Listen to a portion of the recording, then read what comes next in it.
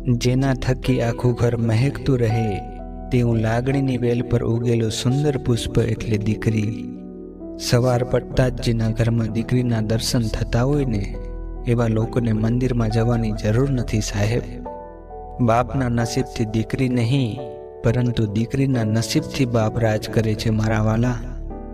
દુનિયાનો હર એક વ્યક્તિ પોતાનો પગ ભીનો કર્યા વગર કદાચ દરિયો પાર કરી શકે, પરંતુ આંખ ભીની કર્યા વગર દીકરીની વિદાય ના કરી શકે.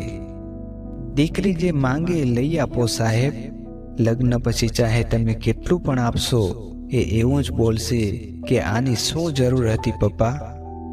દીકરી કહે છે, પપ્પા તમે ઈશ્વર નથી, કારણ કે ઈશ્વર તો સુખ અને દુઃખ બંને આપે, પણ તમે તો ફક્ત સુખ જ આપો છો.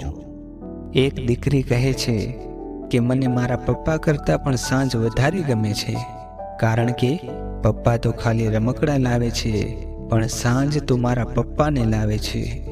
કાલે જરૂર લાવી દઈશ, આટલું બોલોને માની જાય ને એવી ઘરમાં એક જ વ્યક્તિ, અને તે છે દીકરી. એક દીકરીને એના પપ્પાના આંગણામાં પગ મૂકતા જે ખુશી મળે છે ને સાહેબ, એવી ખુશી તો એને આખી દુનિયામાં કોઈ ના આપી શકે. બધું જ પામીને છોડવા માટે અને બધું જ છોડીને પામવા માટે જે જન્મી છે ને તેનું નામ દીકરી.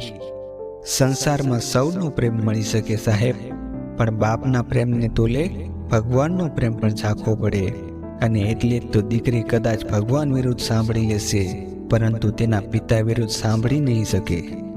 બાપ ભલે ગરીબ હોય, પણ એક દીકરી માંગે ત્યારે બાપનું ખિસ્સું ખાલી ન હોય સાહેબ. ઈશ્વર એમની સૌથી નજીક હોય છે, એમને જ દીકરી આપે છે. પરિવારની માળામાંથી છૂટું પડતું મોતી એટલે દીકરી. દીકરી એટલે ઈશ્વરના આશીર્વાદ નહીં, દીકરી એટલે આશીર્વાદમાં મળેલ ઈશ્વર.